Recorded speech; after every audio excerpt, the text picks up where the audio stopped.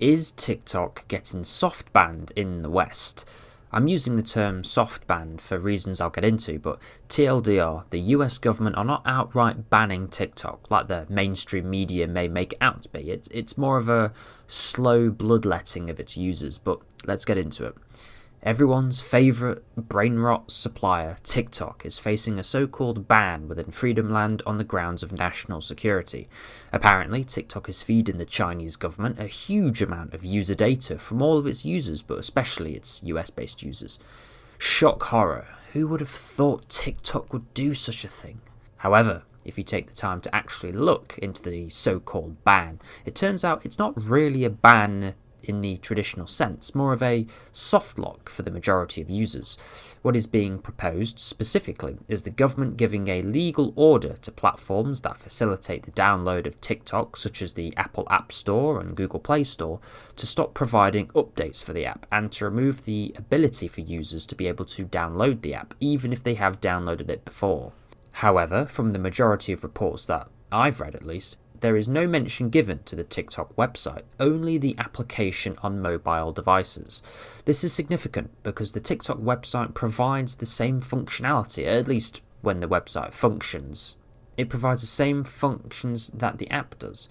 So if you really do want to get your daily dose of brain rot once the so-called ban has been put in place, the TikTok gods will ensure that their services are still available just for you via their website, at least for now. Though then again, good luck getting the website to actually function. Rest assured, there doesn't seem to be any movement around the US government issuing a takedown notice of the TikTok website for US-based users. But then again, eliminating people's access to TikTok itself apparently isn't the point of the legislation. It may be a hidden factor, sure, but the government seems to be pushing the idea that it is a threat to national security as the main focus for now. TikTok has been, at least for the past couple of years now, dancing the line between an app that has regularly been the most downloaded app on consumer devices within multiple Western countries like the US, UK and others, whilst also, on multiple occasions, sticking its middle finger up at these governments when inevitable inquiries into data sharing between TikTok and the Chinese state crop up. Even if it's not ByteDance, the parent company of TikTok's, directly wanting to do so. But it's a Chinese-based company, and no one wants to end up like Jack Ma, so how can we blame ByteDance for just sharing the data with the Chinese government? Whilst ByteDance, the parent company of TikTok, is legally a private company, one cannot discount the influence that the Chinese government may have on them. You know, being one of the largest tech corporations in the world and being based in China and so forth. China isn't best known for its American-oriented economic policies, after all. I do find some positive in this whole situation, however. How can one not find something positive in this? On the one hand, TikTok is a pretty dreadful platform with a very damaging and sketchy algorithm, both for the user and creator, that targets those who are most vulnerable to invasive and pretty brain-dead content that aims to be as efficient as possible when it comes to getting users to watch slop for as long as possible. In the same vein, we all know that TikTok is far from the only one doing it, but in my opinion, they definitely seem to have gotten their craft down to a T. On the other hand, it's so completely hypocritical that the same government's pushing for a, so-called ban of TikTok for the general public, which, again, isn't so much of a ban as it is a soft lock, and employees of governmental organisations are the very same governments that permit domestic or American companies from doing the exact same thing to their own users, which is mass data collection. If this whole thing is around protecting users' data, which is another factor that has been brought up, then why don't they take the same attitude they have with TikTok at American companies? But now, of course, they're taking a harder stance when it comes to ByteDance as TikTok, because it is, of course, a Chinese company. You'd be silly to think that isn't the largest factor when it comes to the US government and others proposing banning the app, especially in today's global climate where it's not exactly chilly. I think the US government is underestimating how ingrained TikTok has gotten itself within the psyche of social media users, at least within the US. Multi-million-dollar Zoomer businesses operate purely on TikTok, although on the bright side, at least those damn dropshippers will finally fall into the abyss. No, I do not want to buy your course. But, and it's a big but, let's not fall into the trap of assigning the Antichrist label to TikTok, whilst the social media platform more recently, and by more recently I mean over the past couple of years, has turned into a cesspit of scum and villainy. It wasn't always such, and even now, the platform has provided hundreds of thousands, if not millions of people with a platform to facilitate the creation or expansion of businesses. One may look down upon the hell that is TikTok, but you cannot deny it has given rise to a cultural phenomenon. For good, but admittedly, most of the time for worse.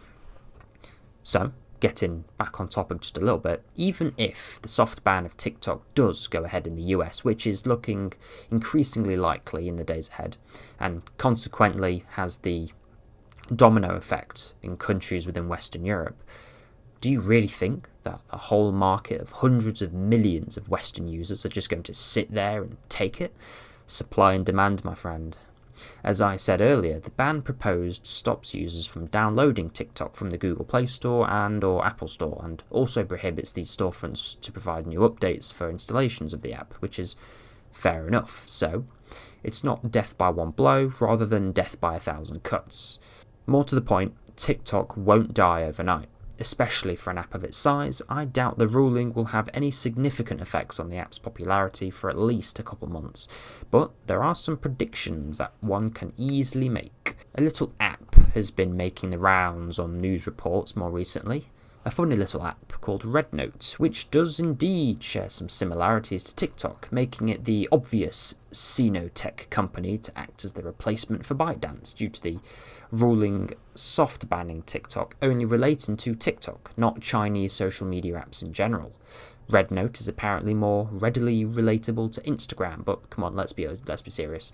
They're not too different from each other. It's all the same brain dead mush. But yes, in case you didn't know, RedNote has been making the rounds more recently because of its similarity to TikTok, and with TikTok facing an inevitable ban, at least within the US, but what I personally think will then begin the rollout of banning it in other countries such as Canada and Western Europe.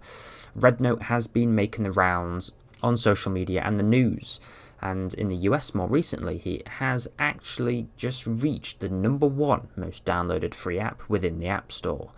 The general public really just couldn't be more bothered about who was collecting all of that sweet virtual data, whether it's the Chinese or Americans, as long as they get their daily fix of swipes stuffed full of dodgy short-form content, they are content. The ban is due to commence on the 19th of January, which is a couple days from now, but has most probably already happened by the time you are watching this video. From the information I've been able to gather, the website that TikTok has is going to be left alone, so we will have to see if that will have any effect on whether or not TikTok is left to die within the Western world or continues to operate as a sort of grey market alternative to Western social media companies. Time will tell, we will have to see. TikTok is going down, at least in the eyes of the US government.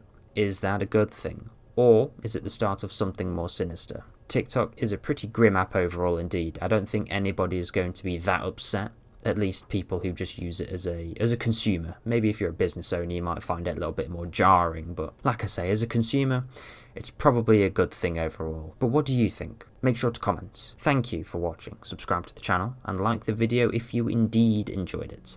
Thank you very much. I'll see you in my next video.